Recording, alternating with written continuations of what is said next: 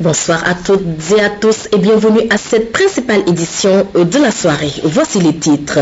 Les Sénégalais doivent faire preuve de responsabilité. Serigne Mbacké Ndiaye Dixit, le ministre conseiller porte-parole du gouvernement en conférence de presse, a appelé au calme non sans fustiger le comportement de certains candidats à la présidentielle. Les détails dans un instant.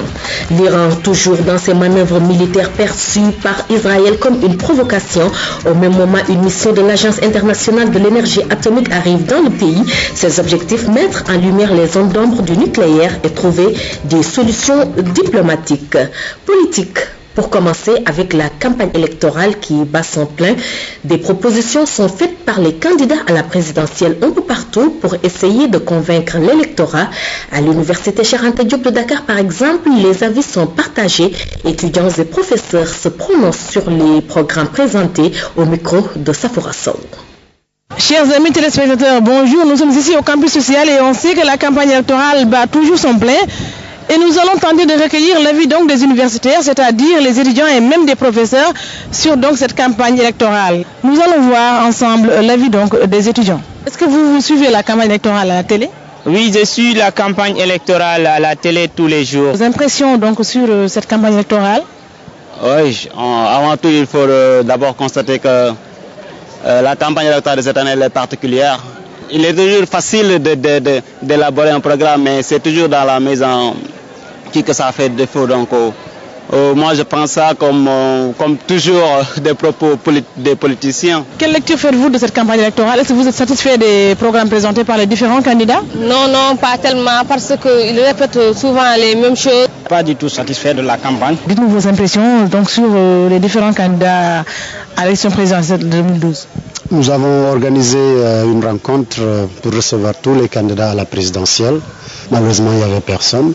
Ce qu'on peut noter, c'est qu'on a l'impression qu'il y a les problèmes de l'enseignement supérieur sont noyés dans les activités politiques de tous les candidats. Je suis très peiné par la situation qui prévaut actuellement au Sénégal. Partout, c'est la violence. Et finalement, c'est la violence qui a éclipsé les programmes. Maintenant, chaque candidat est obligé de se défendre. Il y a toute une armada de garde-corps. On ne comprend pas. Ouais, donc moi, même s'il y a des programmes, ces programmes-là n'arrivent pas à prendre le dessus sur la violence. Les gens sont inquiets. Est-ce que maintenant les populations même écoutent les programmes? À mon avis, c'est un peu monotone, fade, sans saveur. Non, en ce sens que il y a trop de violence. Les programmes politiques ne sont pas mis au devant. Je crois que l'intérêt, c'est ça. Voilà, chers amis de Quinquennat Élections, donc ce que nous avons eu à glaner donc, de l'université Cheikh Anta Diop de Dakar. Portez-vous bien en compagnie des programmes de la RTS. Merci Safoura Sow. Je vous le disais en titre, les Sénégalais doivent faire preuve de responsabilité. C'est l'appel lancé par Serigne Mbacké Ndiaye à l'endroit des citoyens. Le ministre conseiller porte-parole de la présidence de la République a réitéré les excuses du gouvernement par rapport à l'incident survenu à la Zawiya El Hadj Malick Sy. Face à la presse, il a aussi déclaré que les troubles sont le fait de candidats qui ne sont pas prêts à aller à l'élection. Bachir Ba nous fait le compte-rendu. Ceux qui ont passé tout leur temps entre les rédactions, entre les avions, entre les chancelleries occidentales, pensant que c'est l'Occident qui fait les élections au Sénégal, naturellement ceux-là ne sont pas prêts. Et ils veulent tout faire pour qu'il n'y ait pas d'élection au Sénégal.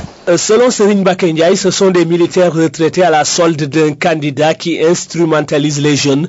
Il serait sous la tutelle d'un colonel à la retraite. Il y en a 2 ou 3 qui ne veulent pas aller à l'élection. Mais il y a particulièrement l'un d'entre eux qui a recruté d'anciens militaires qui sont armés. Je pèse bien mes mots. D'anciens militaires qui ont été recrutés, qui sont aujourd'hui armés. Nous savons effectivement qu'à la tête de ce groupe, il y a un ancien colonel à la retraite.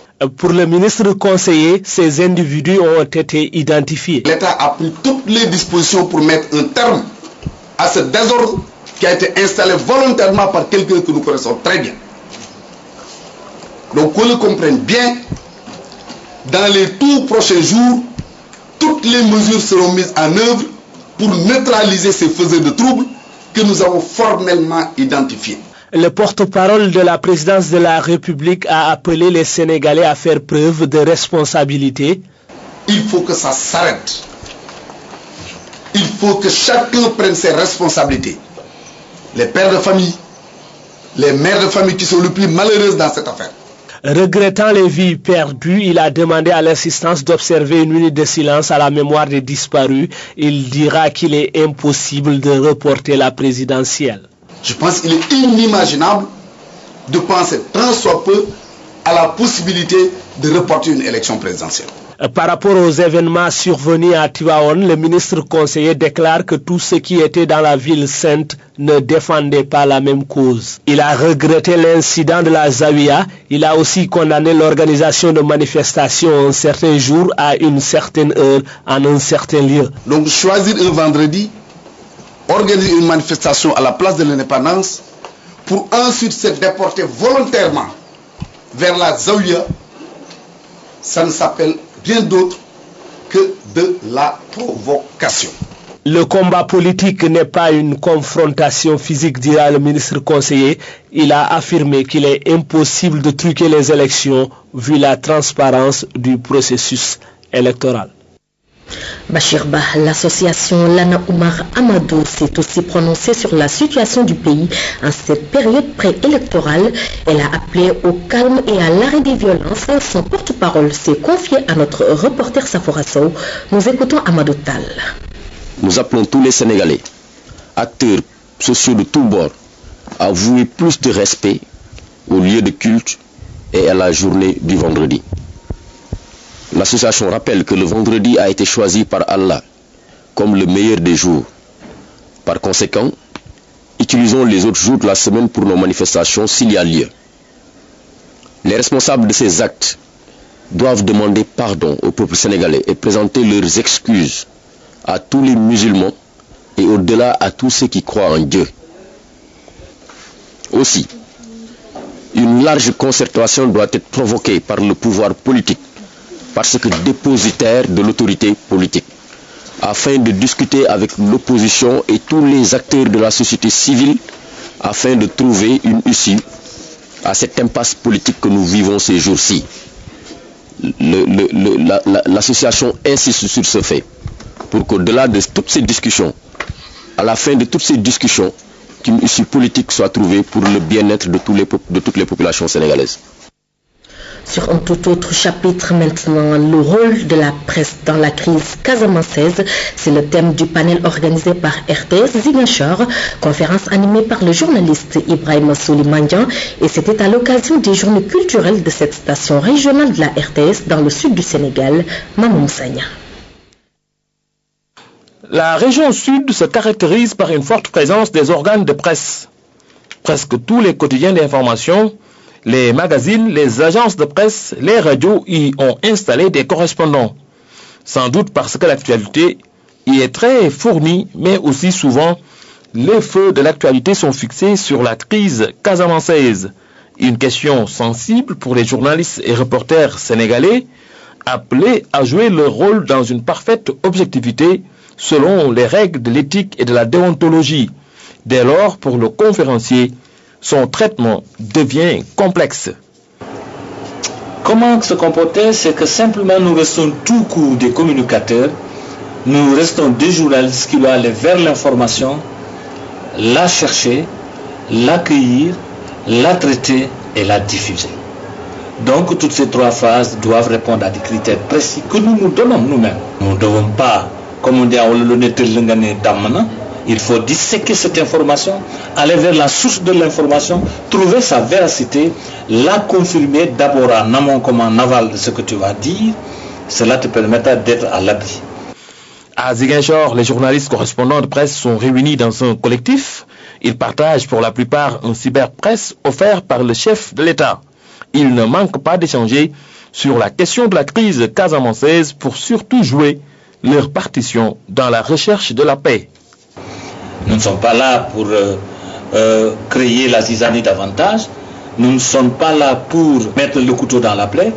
Nous sommes plutôt là pour apaiser, pour tempérer, pour conscientiser par rapport à l'événement précis.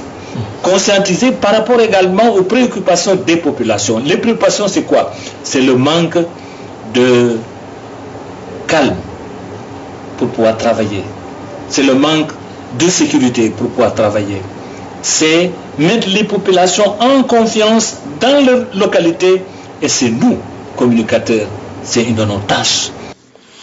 Les hommes des médias ont promis d'animer régulièrement des émissions pour sensibiliser davantage sur le processus de paix en vue des élections. Ils ont d'ailleurs organisé une session de formation pour mieux s'outiller pour une bonne couverture de la campagne électorale. Formation en leadership et entrepreneuriat, ils sont 24 jeunes Sénégalais à en avoir bénéficié, lancé par l'ambassade des États-Unis. Le programme vise à proposer aux participants des voies d'éducation alternatives, l'objectif étant de les outiller pour susciter en eux la volonté d'entreprendre. Sidina Alim Djugo. Ces jeunes savent désormais le chemin menant vers la réussite est parsemé d'épreuves. L'emprunter requiert effort et abnégation, quitte à transformer le doux agneau en nous en lion. C'est ainsi le message qui leur a été inculqué pendant 6 mois de formation en leadership et entrepreneuriat, un programme financé par l'ambassade des États-Unis. Dans ce programme, nous tenions à cibler des alternatives à la pédagogie classique et à trouver des moyens de travailler non seulement avec nos amis issus de milieux universitaires, mais également avec de nouveaux amis, comme les entrepreneurs en activité. Des entrepreneurs en activité comme Badoukan, concepteur de la formation, modèle de réussite, c'est donc logiquement qu'il s'est imprégné de son parcours personnel aux États-Unis pour réveiller chez ses élèves l'esprit d'entrepreneuriat.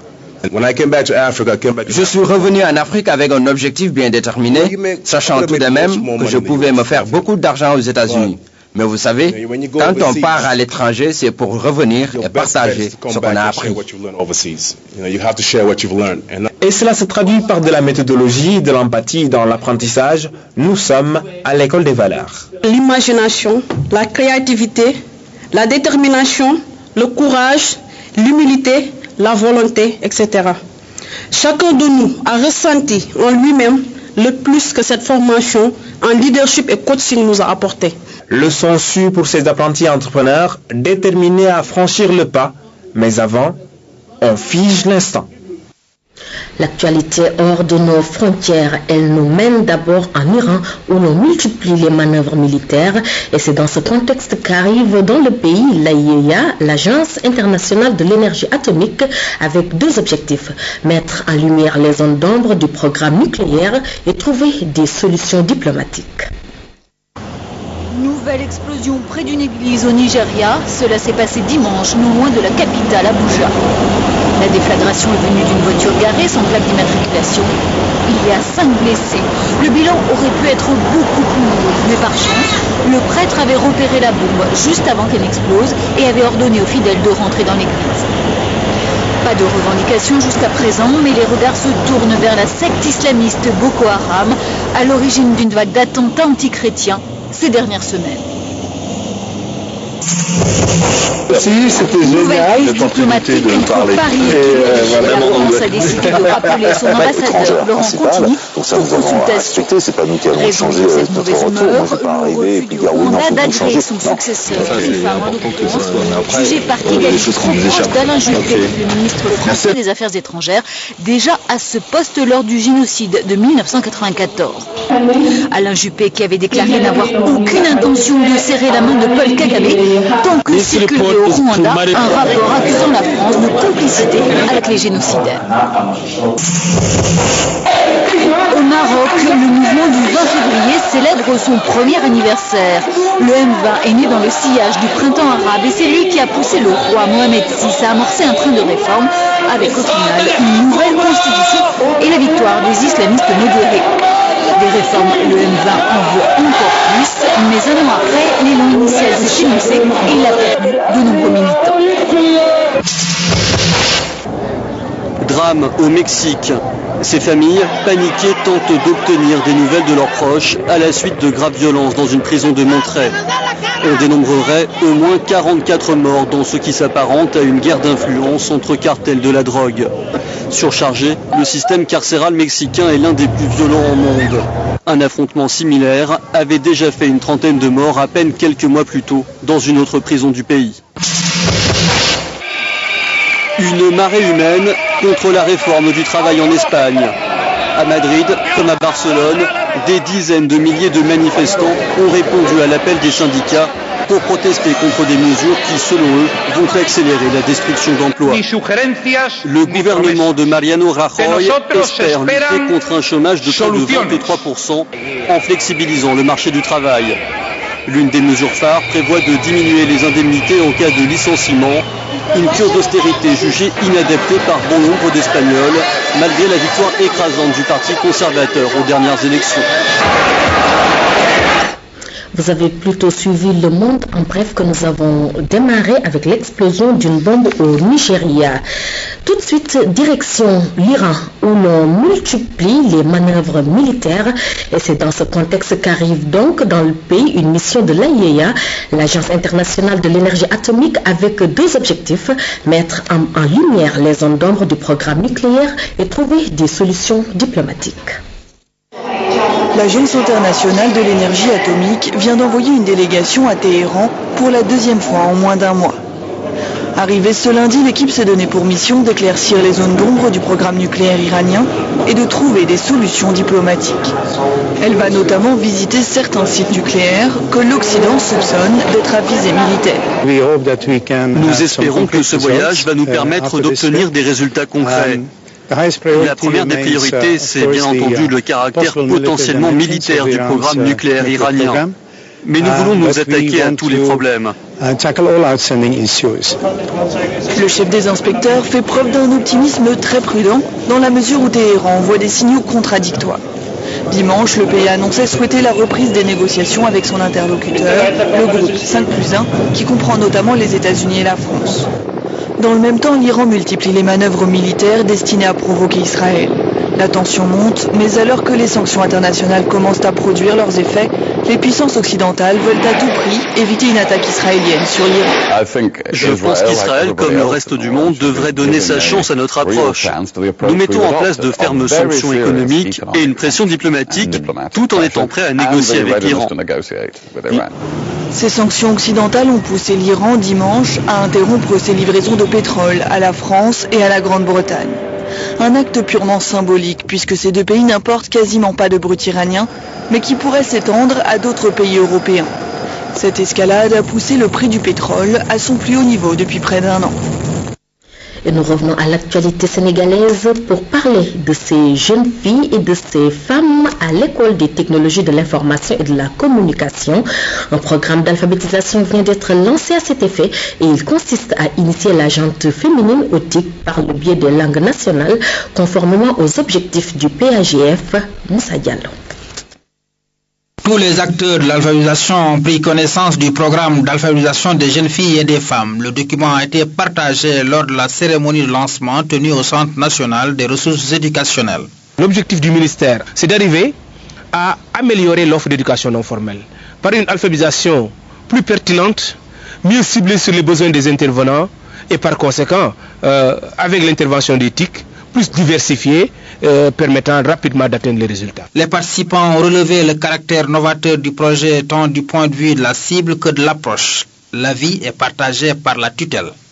Cette innovation qui permettra à l'alphabétisation d'accroître ses performances s'inscrit dans la vision, je viens de dire tout à l'heure, du chef de l'État en matière de prise en compte des nouvelles technologies dans tous les aspects de la vie en vue de combattre la fracture numérique. Le PAGF associé méthode classique, objectif de développement, culture et puissant levier de développement et de communication, l'éthique. Sous ce regard, le secteur de l'alphabétisation et de l'éducation non formelle donne une belle leçon de développement. Ce programme financé par l'UNESCO et l'ONG Procter & Gamble est piloté par la Direction de l'alphabétisation et des langues nationales, le Centre national de ressources éducationnelles et la division de la radio-télévision scolaire. La problématique des enfants de la rue, c'est justement avec ce thème que le cadre d'appui à l'initiative nationale en faveur des talibés compte mener sa caravane interpellative. Il l'a initiée avec l'aide de partenaires. Le seul objectif est de lutter contre la mendicité des enfants. Claire Diop. Ils sont nombreux, ces tout petits, à arpenter les rues de Dakar pour dire non à la mendicité des enfants. Le phénomène est devenu au fil du temps un fléau social qui trouble l'ordre public. Les causes sont multiples et liées entre autres aux conditions de vie difficiles, à la pauvreté et à l'insécurité alimentaire. Pour mettre fin à la situation, un message fort est lancé. Non à la mendicité des enfants! Non à la mendicité des enfants! Oui au Dara moderne! Oui au Dara moderne! La place de l'enfant n'est pas dans la rue. Les enfants doivent être à l'école, que ça soit coranique ou française. La place de l'enfant est dans l'école. Donc, nous lançons un appel à tous les parents du Sénégal de ne pas laisser leurs enfants traîner dans la rue. Ce n'est pas normal. Ils sont victimes de violences, ils sont victimes d'enlèvements et ce n'est vraiment pas normal. Plusieurs milliers d'enfants sont concernés par la mendicité au Sénégal et Dakar en compte le plus grand nombre. L'heure est venue pour les acteurs du secteur d'élaborer une stratégie et de proposer des solutions. La première chose consiste à appliquer la loi 02-2005 qui interdit l'exploitation des enfants de par la mendicité. Cette loi a été votée depuis 2005, nous sommes en 2012. Ce qu'il faut, c'est empêcher, les enfants d'être la rue en appliquant la loi, et deux, prendre en charge plus ou moins les maîtres coraniques. C'est une œuvre d'institution, d'enseignement. Il faut que l'État les regarde très près et voit comment on peut régler ce problème. La caravane s'est voulue également interpellative. En cette période de campagne électorale, un appel est lancé aux différents candidats à la présidentielle. Le but est de pousser ces derniers à une meilleure prise en charge de la problématique des enfants de la rue au Sénégal. Claire Diop, nous nous rendons à présent au sud-est du pays, dans une localité à une 60aine de kilomètres de Tambacounda, et c'est pour faire connaissance avec un réparateur de vélo d'une grande adresse. Dans une zone où le vélo est un moyen de locomotion très répandu, l'homme est très sollicité, et pour rien au monde, il ne quitterait le village d'Ungen qui fait son bonheur au Mardiao. À même le sol, le mécano étale son jeu de clés hétéroclites. Pince, tenaille, tournevis et on en oublie. Ces outils prolongent les mains habiles de cet homme qui répare tout ce qui roule par ici à Nguyen. Ce travail, je le fais pour entretenir ma famille. Je l'ai appris à Tambacounda. La quarantaine, vieux Keita exerce son métier à l'ombre d'un grand arbre. Son garage au vent lui permet de gagner sa vie. Mon métier là, c'est pour je vais avoir quelque chose parce que j'ai une femme. Il faut que je travaille avec mon métier. Je vais avoir quelque chose. Dans le sud-est du pays, la petite reine, autrement dit le vélo, est largement utilisé. C'est le moyen de transport le plus répandu. Il n'a plus un seul secret pour notre bonhomme qui ne songe pas quitter la terre de sa naissance. Par jour. Les bons jours, j'arrive à gagner jusqu'à 4000 francs. Je répare tout, vélo et moto. Oh, Dakar, les grandes villes, je ne connais pas. Mon horizon se limite à ici. À quoi bon partir? Partir, il n'y pense pas. Il ne peut pas dire avec exactitude depuis quand il répare les vélos. 10 ans, 15, peut-être plus. En tout cas, ça tourne encore et encore. Ici à Dakar, le Centre national de transfusion sanguine vient d'enregistrer une centaine de nouveaux donneurs. Il s'agit de jeunes lébous du regroupement des descendants de Medoun Paye Madjigendir. Cette association familiale née en 1994 entend ainsi tisser un partenariat avec le Centre de transfusion sanguine, nous dit Yorosar. C'est la nouvelle d'une fillette morte dans un hôpital à cause d'un manque de sang qui a touché la fibre sensible des jeunes descendants de feu Medoun Paye Madjigendir. Certes, sur les 150 donneurs qui avaient été annoncés par le regroupement de la famille Paye, tous n'ont pas répondu à l'appel, mais une bonne centaine a tenu à honorer ses talents de cœur et de solidarité. Pour Mohamedou Mansour Paye, président du regroupement créé en 1994, il s'agit de nouer un partenariat stratégique avec le centre de transfusion sanguine et d'amener les jeunes lébous de la famille de Medoun Paye Madjigendir à perpétuer le geste de donneur de sang une ou deux fois au moins par an. La vérité, c'est que le Sénégal peine à atteindre les normes de l'Organisation mondiale de la santé qui voudrait qu'au moins 2% de la population d'un pays donne régulièrement du sang. Cela veut dire que le Sénégal a besoin de 240 000 donneurs bénévoles permanents. Or, les pics des plus favorables stagnent à 50 000 donneurs jusqu'ici. Quand on sait que les urgences et les maladies chroniques nécessitent d'énormes quantités de produits issus du sang pour sauver des vies, on perçoit mieux la noblesse du geste des jeunes païennes. À titre d'exemple, un accidenté de la route peut avoir besoin de 10 à 30 donneurs de sang pour s'en sortir. Au niveau des maternités, les besoins sont également très importants. Il en est de même pour les malades hémophiles, les cancéreux et les leucémiques qui ont besoin en permanence de produits sanguins pour survivre.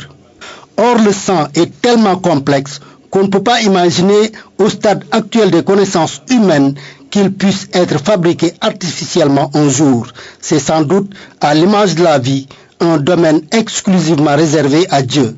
Il appartient donc aux hommes, vicaires de Dieu sur terre, de faire preuve de solidarité et de prévoyance en ouvrant leur compte d'épargne sanguine.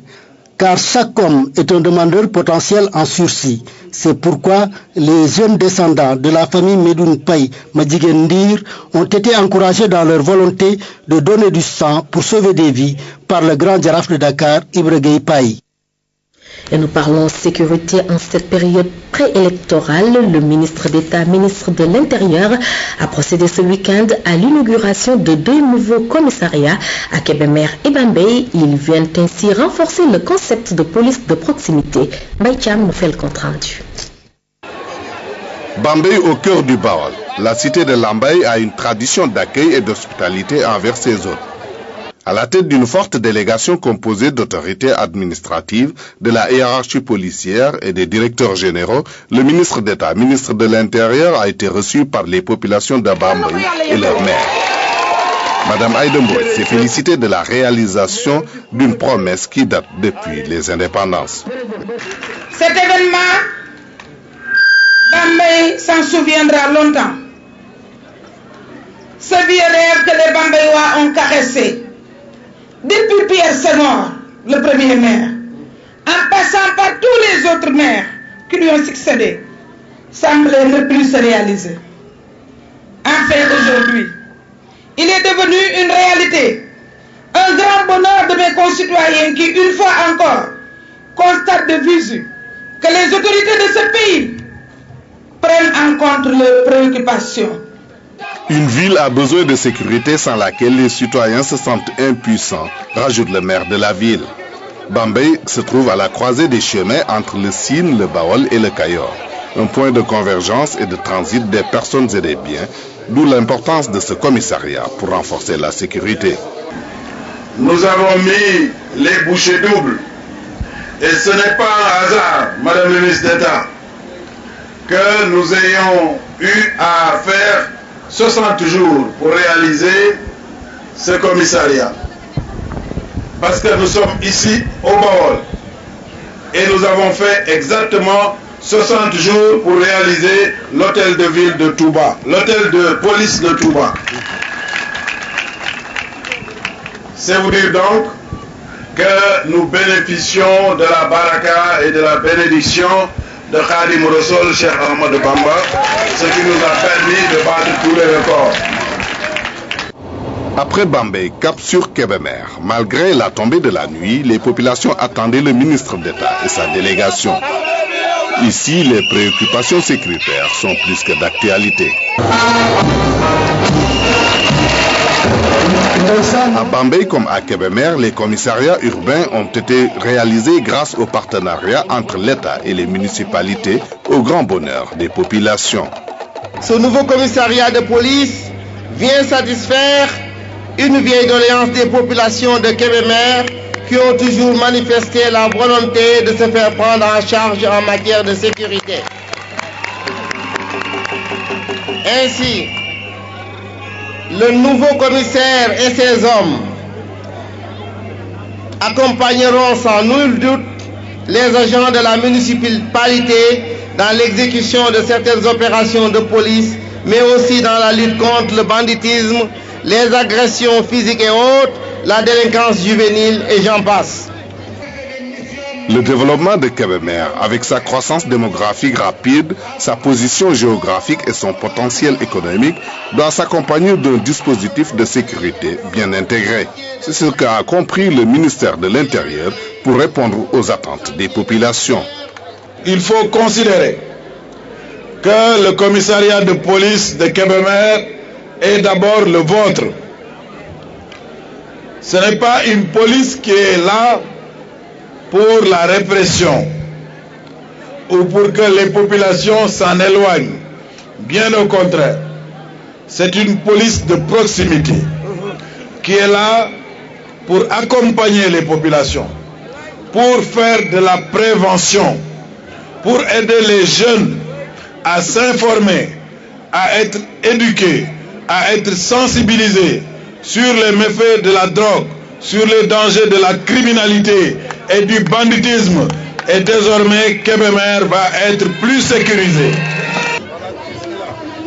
Le ministre d'État, ministre de l'Intérieur, a également rendu un vibrant hommage à la gendarmerie nationale qui jusqu'ici a assuré avec satisfaction la sécurité des personnes et des biens dans ces deux villes.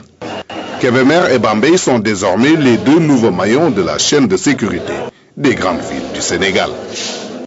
Dans la nuit d'hier, lors des manifestations dans la ville de Saint-Louis, les éléments du commissariat du Nord ont au cours des patrouilles arrêté un véhicule 4x4. Pour plus de détails, voici le commissaire Ibrahima Diop. Donc hier nuit, comme vous le savez, il y a eu des manifestations à Saint-Louis. Et au cours des opérations, nous avons reçu une information relativement à des jeunes qui étaient à bord de véhicules 4x4 et qui étaient en train d'incendier un peu partout dans la ville. Donc exploitant cette information, nous avons fait des patrouilles, ce qui nous a permis d'interpeller un véhicule à hauteur de la poste non loin du commissariat central. Et à bord du véhicule, il y avait 3 personnes et il y avait également des armes, notamment un coupe-coupe, un couteau poignard, des bâtons de baseball, 2 bâtons de baseball, une bombe à gaz, des battes de baseball et une bombe à gaz, une lampe torche également rechargeable. Donc ces personnes interpellées nous ont décliné leur identité et ont déclaré appartenir, être des militants du Parti socialiste qui étaient venus à Saint-Louis avec des jeunes socialistes, notamment le sieur Malik Sek. Et c'est son véhicule, comme il l'a déclaré, c'est son véhicule, donc forcément il sera entendu dans le cadre de cette affaire. Et nous en venons au sport maintenant. Football, la 7e édition du tournoi de la directrice de la télévision nationale dédiée à la petite catégorie a vécu. À l'affiche, l'école de football du FC Bargny, Marzin Sport, score 4-2 en faveur de FC Bargny, Tandakha Ndiaye. Aux âmes bien nées, la valeur n'attend pas le nombre des années, a-t-on coutume de dire. La reconstruction du football sénégalais va obligatoirement passer par ces tout petits, pour ne pas dire la base de notre football. En parrainant l'édition 2012, la directrice de la télévision nationale a frappé un grand coup pour mettre du baume dans le cœur de cette frange juvénile. Les écoles de football de Bargny FC et Marzin Sport ont l'insigne honneur de disputer la finale. Place à l'hymne national, c'est la tradition de cette compétition à l'occasion de la finale.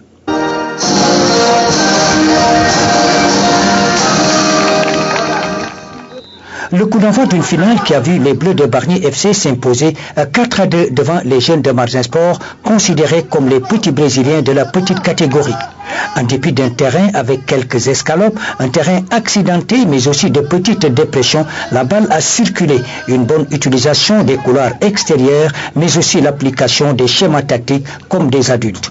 Au bout du compte, les Bleus de Bargny ont remporté la palme. La directrice de la télévision nationale était bien représentée. Je suis suis venue ici en compagnie de François Sec et Pape Madi Diop pour représenter la directrice marraine de cette finale de petite catégorie. Vraiment, nous avons assisté à un beau match. Je ne m'y connais pas trop bien en sport, mais vraiment, c'était un match exceptionnel. On a vu de beaux buts. Parmi les jeunes acteurs, le fils de l'ancien international de football Yoro Diarra s'est bien illustré avec Barnier FC. Tu dédies la victoire à qui? Mazel Espoir. L'administrateur de l'école de football Mazel Sport, initiateur de l'édition 2012, était bien ravi. Merci encore à la télévision nationale, parce qu'on dit que quand c'est important, c'est à la RTS1. Donc encore merci beaucoup. Nyanya Sidé aussi, vraiment, je lui tire le chapeau. Et je pense que tous les enfants sont très contents des cadeaux qui sont reçus. Fini l'édition 2012, les jeunes pensent déjà à celle de 2013, mais déjà pour préparer cette édition, ils vont savourer les nombreuses fournitures scolaires venues de la directrice de la télévision nationale. En pétanque maintenant, la 6e journée du championnat national disputée hier à Saly, Portugal, a vu la victoire de la triplette Youssouf Bader, Jean-Pierre Delamare, Matali Sall. À l'issue de cette 6e journée, le classement s'établit comme suit. Première, Renaissance Pétanque de Saint-Louis. Deuxième, Sporting Club de Dakar. L'actualité sportive pas très fournie ce soir, mais la rédaction vous donne rendez-vous la semaine prochaine pour la rubrique Lundi Sport. Ainsi prend fin cette édition. Merci de l'avoir suivi. Retrouvez juste après Maïmouna Ndir pour le journal de la campagne et aux environs de 23h30 Aïssatou François Sec pour l'édition du soir. Merci de votre fidélité. Bonsoir.